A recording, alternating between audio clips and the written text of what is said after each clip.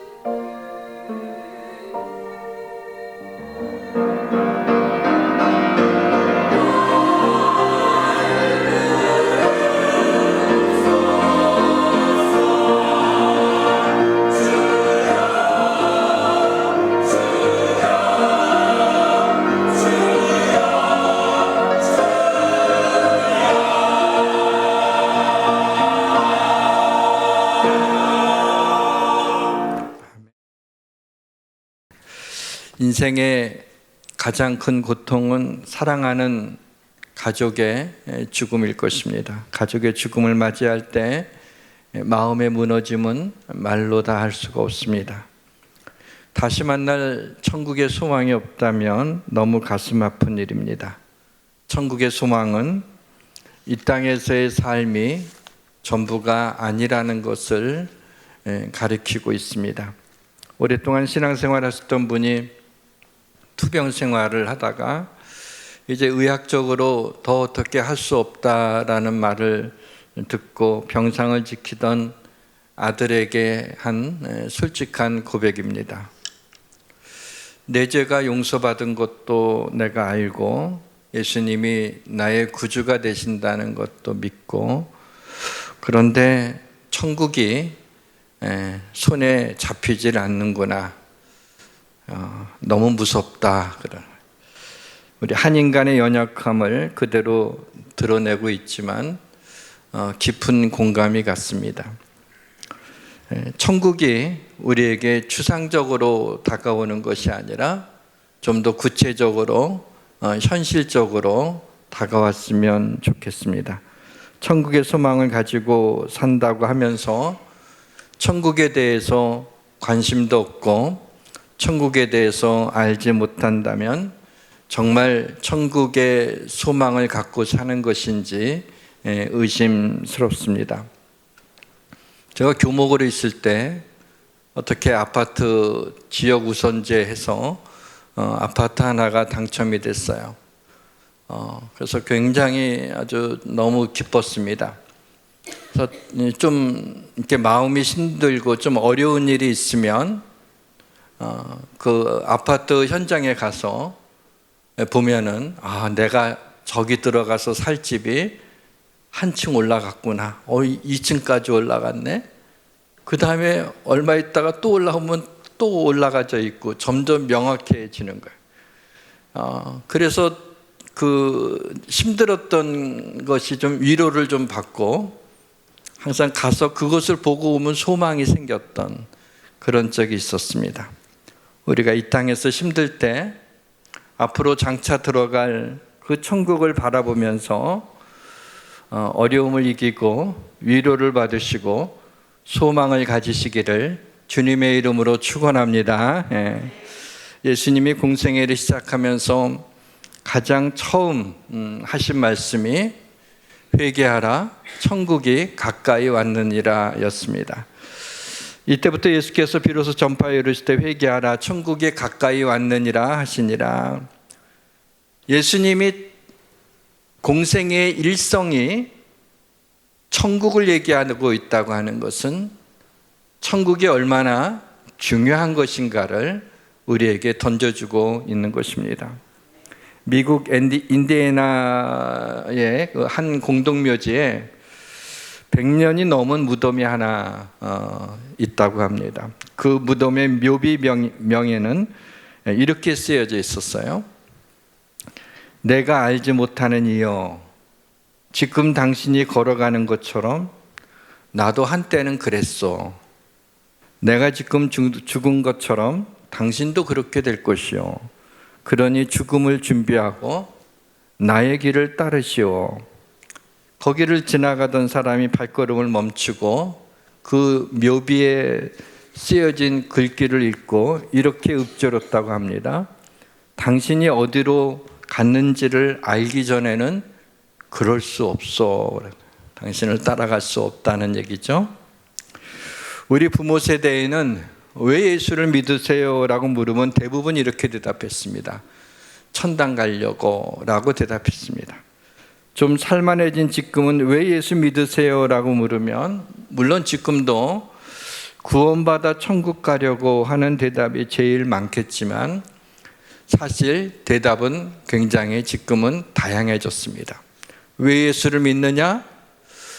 예수님이 좋아서, 성경이 진리라서, 행복하게 살려고, 사랑하면서 살려고, 마음의 평안을 얻으려고, 하나님을 의지하려고, 찬양이 좋아서, 부모님이 믿어서, 어려서부터 다녀서 나중에는 그냥 예수를 믿는다는 겁니다. 예수 왜 믿으세요? 라는 질문에 예수 믿고 천국 가려고 라고 하는 그러한 대답은 너무 좀 촌스럽게 느껴지고 진부하게 느껴지지만은 정답이라고 생각합니다. 천국과 지옥이 없다면 왜 예수 믿으세요? 예수를 믿어야 될 중요한 이유가 사라지는 겁니다. 천국에 갔다 왔다는 바울이 고린도전서 15장 19절에서 이런 말씀을 하셨죠. 만일 그리스도 안에서 우리의 바라는 것이 다만 이 세상의 삶뿐이면 모든 사람 가운데 우리가 더욱 불쌍한 자이리라 그랬어요.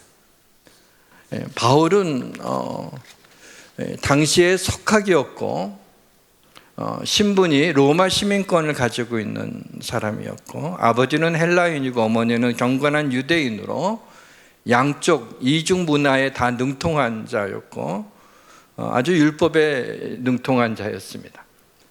존경받는 사람이고 굉장히 부유했던 그런 사람이 예수가 하나님의 아들이라는 말에 격분해서 어떻게 그 거룩하신 하나님의 아들이라고 얘기하냐. 그래서 예수 믿는 사람들을 죽이러 다니는데 앞장섰던 사람이었어. 그가 다마스커스로 가는 도중에 부활하신 예수님이 사울아 사울아 네가 어찌 나를 핍박하느냐라는 그 음성을 듣고 회심을 하게 되죠. 그리고 돌아와서 그 다음부터 얼마나 그 복음을 이방인들에게 전하기 위해서 선교 여행을 떠나면서 얼마나 힘들었는지.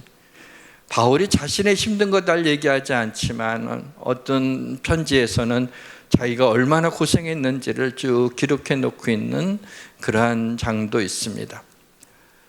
그러면서 바울은 만약에 천국이 없다면 이렇게 생고생하고 있는 나는 아마 세상에서 가장 불쌍한 사람일 거다. 이 세상의 삶뿐이면은 내가 불쌍한 사람이다라고. 그 얘기는 뭐죠? 그럴 리 없다라고 하는 겁니다.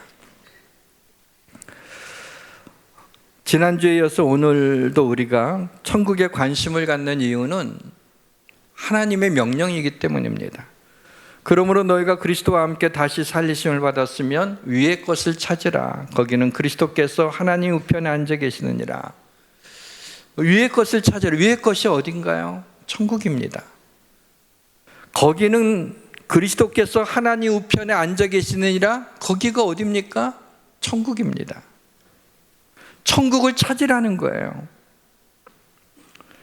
사실 천국이라고 하는 주제는 좀 무겁고 또 중요하고 또 심각하고 또 설교하기 매우 힘든 그러한 주제이지만 오늘은 오솔길을 산책하듯이 여러분 편안하게 천국을 즐겼으면 좋겠습니다. 이 시간 성령님께서 우둔한 저의 입술에 지혜를 담아주시고 어두운 우리의 귀를 열어주시고 어두운 우리의 마음을 밝혀주시기를 주님의 이름으로 축원합니다. 사람들은 내세에 관심이 없는 것 같아도 아주 오래전부터 내세에 깊은 관심을 가져왔습니다. 이는 하나님이 사람의 마음속에 영혼을 사모하는 마음을 심어 주셨기 때문이죠.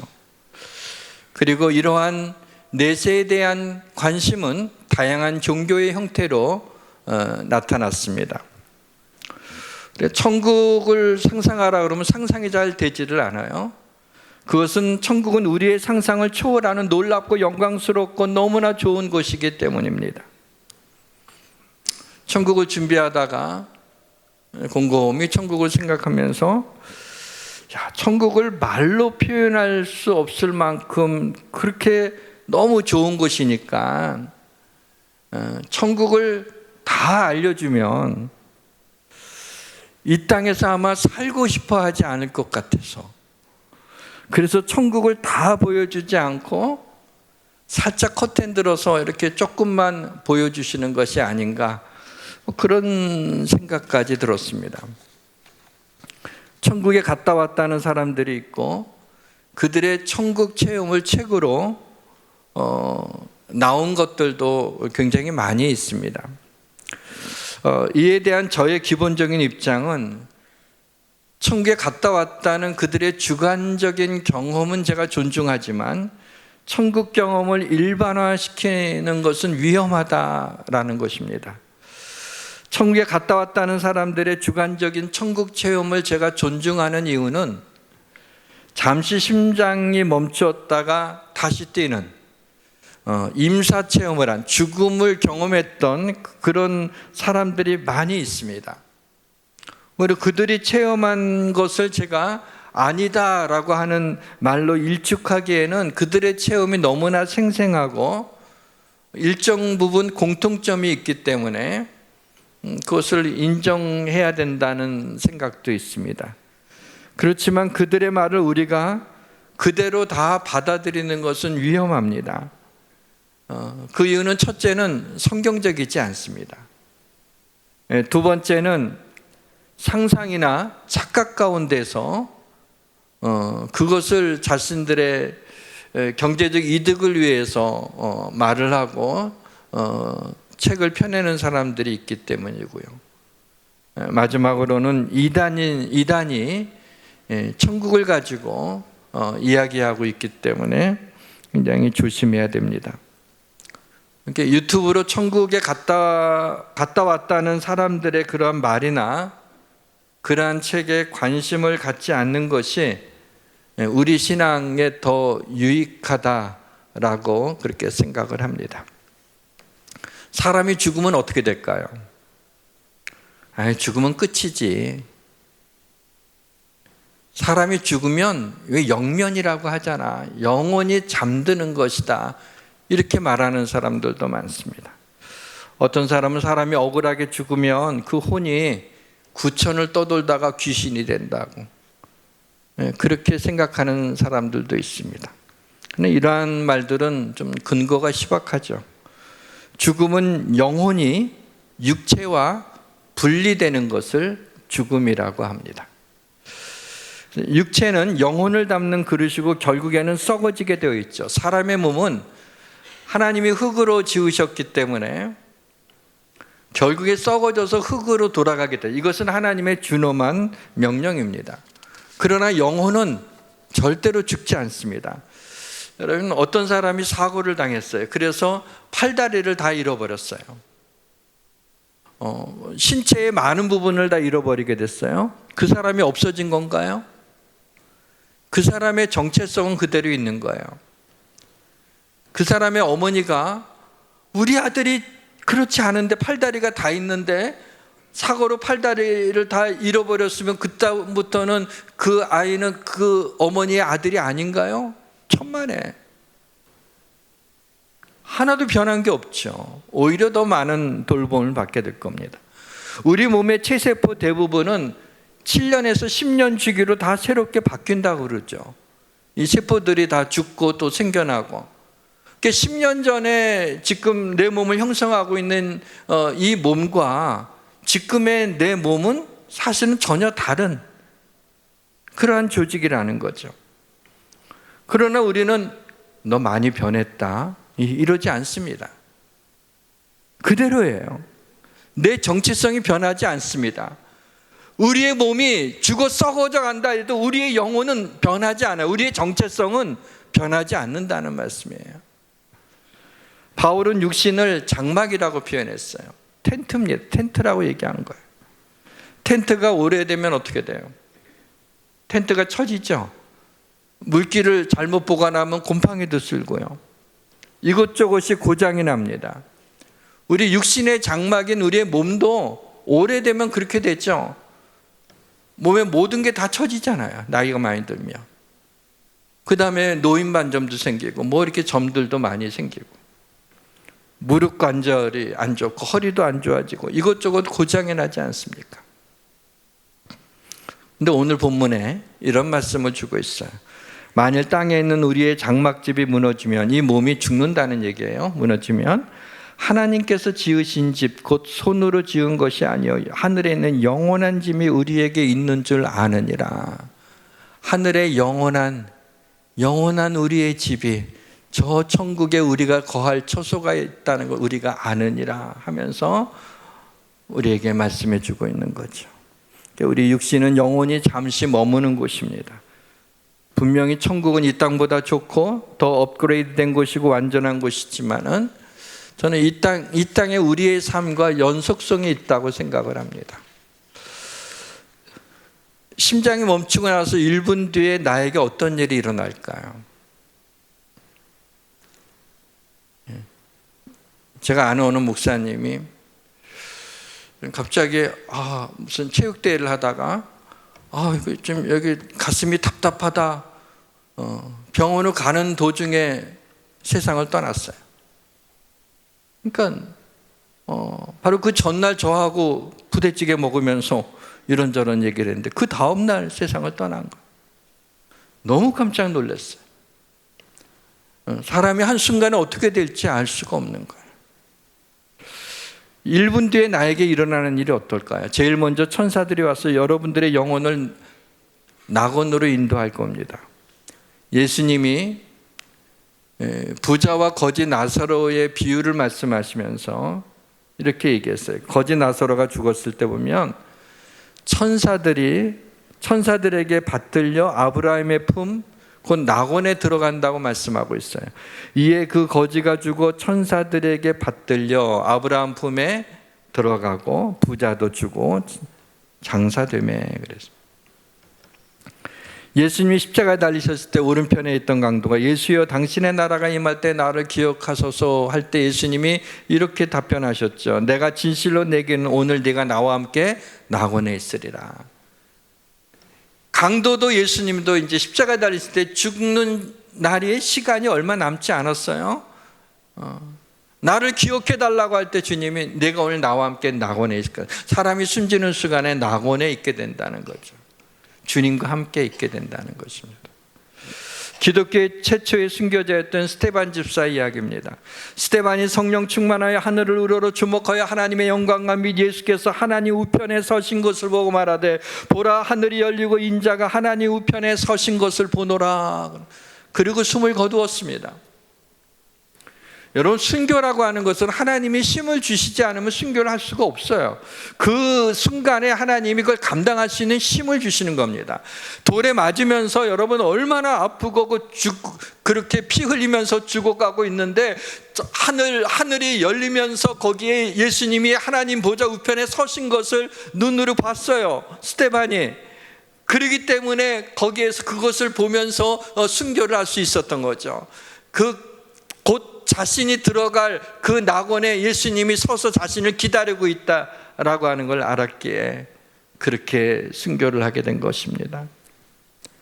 그리스도의 재림시에 이 땅에 종말이 올 때 이 땅에 살았던 모든 육체가 부활할 것입니다. 그날에 가장 먼저 그리스도 안에서 먼저 자던 자들이 부활의 몸을 입고 일어나게 될 것입니다. 그리고 그때 이 땅에 살아남은 자들은 죽음을 보지 않고 영화로운 부활의 몸을 입고 순식간에 변화되게 될 것입니다. 마지막에는 예수를 믿지 않고 죽은 무덤에 있는 자들이 일어날 것입니다. 예수 믿는 사람들이 죽는 순간 가는 곳을 낙원이라고 하고 예수를 믿지 않는 사람들이 죽는 순간 가는 곳을 음부라고 얘기를 합니다. 낙원은 주님이 계시는 곳입니다. 내가 그 둘 사이에 꼈으니 차라리 세상을 떠나서 그리스도와 함께 있는 것이 훨씬 더 좋은 일이라. 사도 바울은 이미 천국에 갔다 왔기 때문에 거기에 대해서 너희들이 지나치게 생각할까 봐 내가 그 천국에 대한 일을 내가 자세히 묘사하지는 않겠지만 사람의 말로 가히 이룰 수 없는 곳이다. 사람의 말로 표현할 수 없이 그렇게 좋은 곳이다. 그래서 그걸 갔다 왔던 이 바울에게 있어서는 너무나 그 복음을 전하며 사는 삶이 고단하고 힘들었기 때문에 할 수만 있으면 내가 빨리 정말 주님 앞에 가고 싶다. 그러나 너희를 위해서 내가 있어주는 것이 더 좋겠다. 그런 겁니다. 비슷한 얘기입니다. 우리가 담대하여 원하는 바는 차라리 몸을 떠나 주와 함께 있는 그것이라고 얘기하고 있습니다. 낙원은 페르시아의 페로다이아라고 하는 말에서 유래가 된 것입니다. 페로다이아는 뭐냐면 담장이 둘러쳐진 페르시아 왕실의 정원을 가리켜서 낙원이라고 합니다. 페르시아 왕실의 정원이 어떤 건지 보지는 못했지만 페르시아는 당시에 굉장히 강한 나라였습니다. 그 나라의 왕실의 정원이 얼마나 아름답겠습니까? 그것을 페로다이아라고 불렀습니다. 이 페로다이아에서 헬라어 페로데이 소스가 나오고 페로데이 소스에서 영어로 파라다이스가 나오게 됩니다. 이것을 우리가 낙원이라고 한 것이죠. 낙원을 상상할 수 있게 되는 것입니다. 낙원에 있다 예수님이 재림하시는 날, 세상 종말의 날에 새하늘과 새 땅이 열리며 천국성에 내려오는데, 이것은 바로 영원한 우리가 알고 있는 천국을 의미하고 있는 것입니다. 낙원은 영원한 천국에 들어가기 전에 믿는 자들이 거하는 곳입니다. 이들은 예수님이 재림하실 때 그리스도의 심판대 앞에 서게 되어 상급이나 책망을 받고 천국에 들어가게 될 것입니다. 그리스도의 심판에서 우리에게 맡겨주신 사명, 하나님의 영광을 위하여 우리에게 주셨던 그 달란트를 내가 이 땅에서 얼마나 하나님의 영광을 위하여 하나님이 주신 목적대로 잘 사용했느냐에 따라서 하나님이 칭찬도 하시고 책망도 하실 것입니다. 그리고 곰곰이 생각해 보니 그 자리는 하나님이 나의 삶 속에 베푸셨던 은혜를 헤아리는 그 은혜의 시간이 되지 않을까라는 그런 생각이 들면서 가슴이 벅차올랐습니다. 음부는 지옥에 가는 사람들이 예수님이 재림하실 때까지 머무는 곳입니다. 예수님이 재림하시면 신보자 심판이라고 일컫는 백보자 심판이 있습니다. 그 앞에 생명책이 놓였는데 그 생명책에 기록되지 아니하는 자가 불못 곧 지옥에 던져지게 된다고 말씀하고 있습니다. 천국은 우리가 사는 이 세상과 얼마나 다를까요? 물론 차원이 다를 정도로 분명히 다를 것입니다. 우리가 상상할 수 없을 정도로 좋은 곳입니다. 그러나 이 세상 우주 만물을 창조하신 하나님이 천국도 지었을 테니 어떤 면에서는 이 세상에서의 우리의 삶의 경험이 천국에서 낯설지 않을 수 있다라는 생각이 듭니다. 아주 전에, 오래전에 누군지 기억이 안 나는데 저한테 이런 걸 물어본 적이 있어요. 목사님, 천국에 먹고 마시고 뭐 그런 거 있어요? 그렇게 물어봐요. 굉장히 진지했습니다. 왜냐하면 먹고 마시는 게 얼마나 즐거운 일이에요.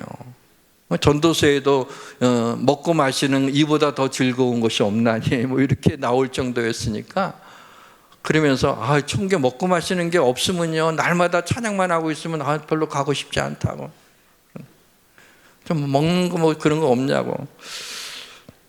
근데 그때는 저도 헷갈려가지고 이거 있다고 해야 되나 없다고 해야 되나 잘 몰라서, 글쎄 있을 수도 있고 없을 수도 있지, 그냥 그러고 그냥 말았어요. 근데 이제 천국을 준비하면서 이번에 보니까, 로마서에 보니까 하나님의 나라는 먹는 것과 마시는 것이 아니요 오직 성령 안에 있는 의와 평강과 실학이라, 이런 말씀이 있어요. 천국은 먹고 마시는 게 아니구나. 성령 안에 의와 평강과 실학이구나. 이것은 무슨 얘기냐면, 먹고 마시는 즐거움보다도 성령 안에서 의와 평강과 기쁨이 훨씬 더 좋다는 것이죠.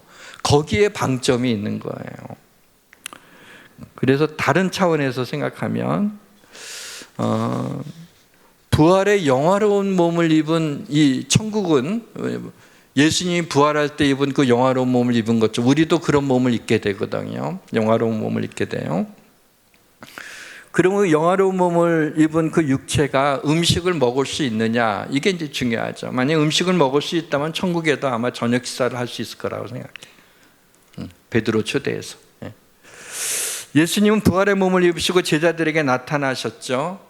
제자들은 영으로 보는 거라고 생각하고 놀라고 무서워할 때 예수님이 여기 무슨 먹을 것이 있느냐라고 하시면서, 마침 식사하고 있는 자리였기 때문에, 저녁 식사하고 있는 자리에서 구운 생선 한 토막을 예수님께 드리죠.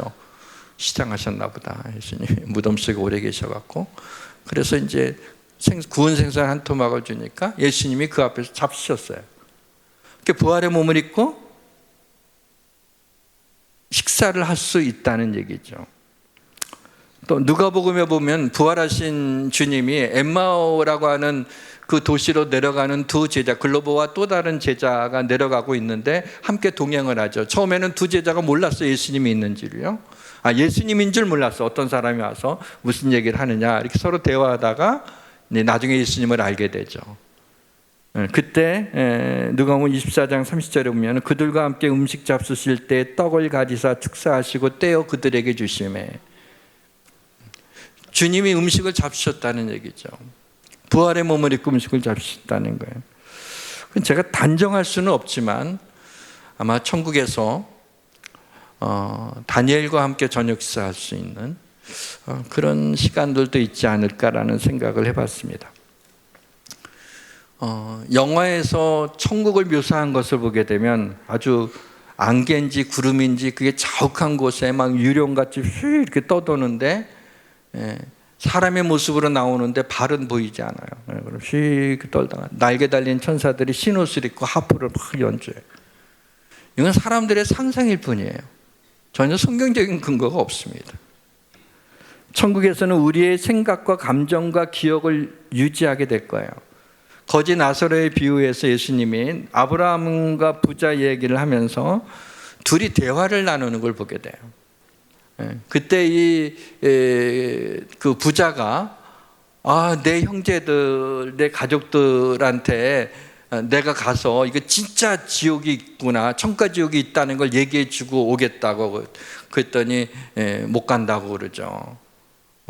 그러면서 네가 죽었다 다시 가도 안 믿을 거다. 그렇게 선지자들을 많이 보내고 그렇게 얘기를 해도 믿지 않았는데 네가 죽었다 살아난 사람이 간다고 믿지 않는다는, 실제 그렇습니다, 여러분.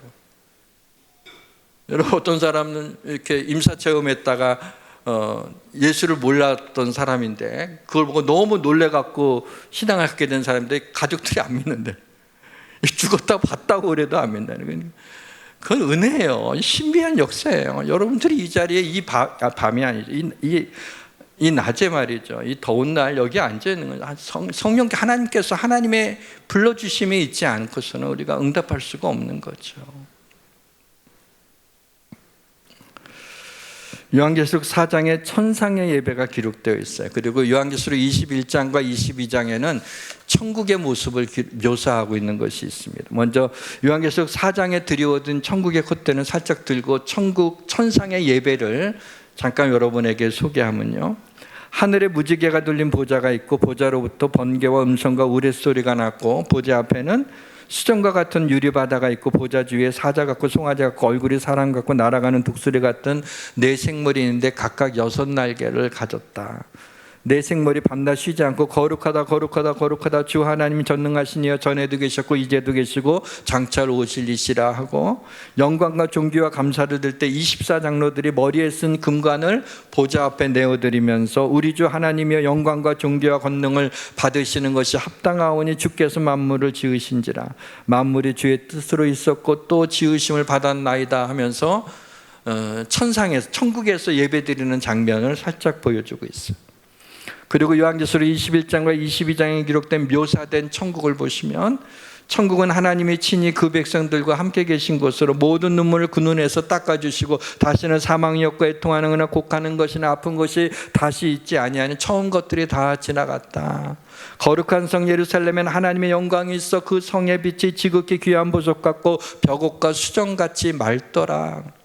크고 높은 성곽이 있는데 12문이 있고 12문에는 천사들이 있고 그 문들 위에는 12지파의 이름이 기록되어 있으며 성의 성곽에 12기초석이 있고 그 위에는 어린 양의 12사도의 이름이 기록되어 있다. 그 성은 길이와 높이와 나비가 똑같은 정사각형이다. 성곽은 벽옥으로 쌓였고 그 성은 정금인데 맑은 유리 같더라. 성곽의 기초석은 각종 복석으로 꾸며졌는데 그 기초석의 이름을 전부 다 12개 할래가 너무 많아갖고 그냥 여러분이 계시록 21장 19절과 20절을 보시면 그 12보석의 이름들이 나옵니다. 12문은 문마다 하나의 진주로 통진주로 이루어져 있다고 말씀하고 있고요, 수정같이 맑은 생명수에 가는 어린 양과 어린 양의 보좌로부터 나와서 길 가운데로 흐르고 강자 위에 생명나무가 있어 달마다 12가지 열매를 맺고 그 나무 잎사귀들은 만국을 치료하기 위하여 있다. 지금 이 장면은요, 에스겔서를 보니까 에스겔이 환상 중에 천국을 본 것하고 굉장히 유사합니다. 강 좌우가에는 각종 먹을 과실나무가 자라서 그 잎이 시들지 아니하며 열매가 끊이지 아니하고 달마다 새 열매를 맺으리니 그 물이 성소를 통하여 나옴이라. 그 열매는 먹을 만하고 그 잎사귀는 약재료가 되리라. 저는 물론 이 요한계시록에 묘사된 이 천국이 상징적인 표현이라고 그렇게 생각을 합니다. 98%는 그럴 거라고 생각합니다. 상징적인 표현이라고 생각합니다. 근데 2%는 문득 실제로 정말 이대로 똑같을 수도 있다라고 하는 그런 생각도 스쳐 지나갑니다. 천국 가서 확인해 봐야 될 것 같아요. 천국은 실제하는 곳입니다. 천국의 원형은 에덴 동산에서 아담과 하와가 바람 부는 것을 느꼈고 당뇨를 걱정하지 않고 달콤한 과일을 원 없이 먹을 수 있었습니다. 굳건한 땅에 발을 디디고 있었습니다. 이를 지지해 주는 말씀이 있어요. 귀 있는 자는 성령이 교회들에게 하신 말씀을 들을지어다. 이기는 그에겐 내가 하나님의 낙원에 있는 생명나무의 열매를 주어 먹게 하리라. 하나님의 낙원에 있는 생명나무를 너에게 좀 먹게 하라. 그럼 생명나무 기억하시나요? 에덴 동산에 있었던 거죠. 그러니까 여기는 하나님의 낙원은 에덴 동산을 상징하고 있는 거예요. 여기에 생명나무를 이야기하고 있어요. 아담과 하와가 에덴 동산에서 쫓겨났어요. 그런데 에덴 동산이 없어졌나요? 창세기 3장 24절에 보니까 하나님의 에덴 동산 동쪽에 그룹 천사들입니다. 천사들을 두고 불칼을 두어서 생명나무의 길을 지키게 하신 것을 볼 수 있어요. 아담과 하와가 쫓겨났지만, 그래서 하나님은 또 분리되어 죽었지만은, 영적으로 죽었지만은, 그러나 하나님은 에덴 동산을 하나님이 지키고 있는 거예요. 그래서 오늘날 그리스도 안에서 이 땅의 죽음을 맛본 자들이 우리가 가지고 있는 인지력과 이 모든 감정을 가지고 우리는 낙원에 가게 된다는 겁니다. 사랑하는 성도 여러분, 지금은 천국을 청동 거울로 보는 것처럼 희미하지만 그날에는 천국은 미세먼지, 초미세먼지 제로인 곳에서 모든 것을 명료하게 보게 될 것을 믿으시기를 바랍니다. 두 가지 질문을 던지고 천국 메시지를 마치겠습니다. 하나는 갑자기 심장마비로 오늘 밤 죽는다면 1분 뒤에 여러분이 눈을 떴을 때 어디에 있을 것 같습니까? 그리스도께서 나를 위하여 행하신 일, 곧 예수님이 십자가에서 피 흘리신 것이 내 죄 사함을 위하여 흘리신 피라는 것을 믿으면 주님의 은혜로 죄 사함을 받고 죽는 순간 천사들에 의하여 천국으로 받들려 올라가게 될 것을 분명히 확신할 수 있느냐라고 하는 질문입니다. 여러분이 예수를 믿으면 됩니다. 예수님이 나의 주로 믿으면 여러분은 지옥으로 가고 싶어서 아무리 점프해도 하나님이 천사들의 강력한 힘으로 여러분을 받들어 안고 천국으로 들여보냄을 믿으시기를 바랍니다. 또 하나의 질문은 천국에 가면 하나님과 하나님의 영광과 거룩함과 능력이 있는 하나님의 보좌 앞에서 우리 하나님을 경배하게 될 것인데, 그렇다면 이 땅에서 우리의 삶의 우선순위와 시간과 에너지를 어디에 가장 많이 쏟으며 살아가야 될 것인가를 고민해야 되지 않겠습니까? 사랑하는 성도 여러분, 지금 어디에 여러분의 시간과 여러분의 감정과 에너지를 가장 많이 사용하고 있습니까? 주가 맡긴 모든 역사 찬양합시다.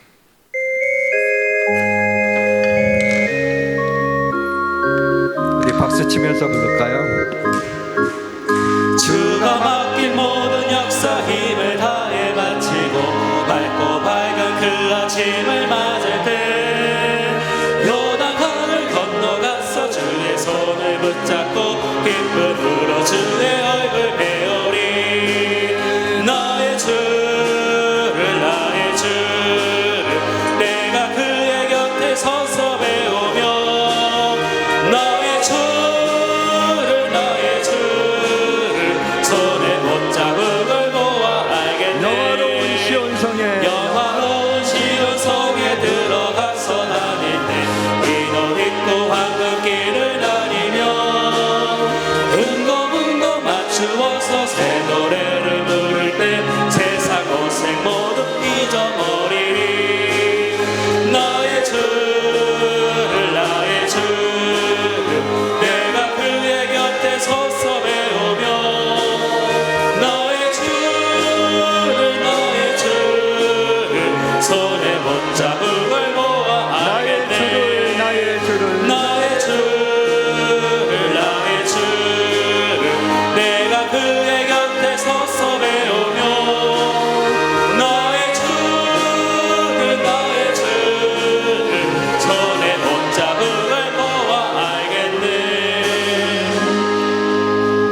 하나님 아버지, 천국이 손에 잡히게 하시고 천국이 우리 마음속에 그리워지게 하셔서 이 땅의 곤고한 삶을 천국의 소망으로 이겨내게 하시며 천국의 영원한 집에 들어갈 그날을 생각하며 오늘을 하나님이 우리에게 주신 그 축복들, 맡겨주신 은사와 달란트, 재능들을 하나님이 이 땅에 우리를 보내주신 그 목적대로 하나님 사용할 수 있도록, 맡겨주신 사명을 감당할 수 있도록, 그래서 하나님 앞에 칭찬받을 수 있도록, 우리 칭찬받는 우리 예수양교회가 될 수 있도록 하나님 우리를 격려하시고 북돋아 주옵소서.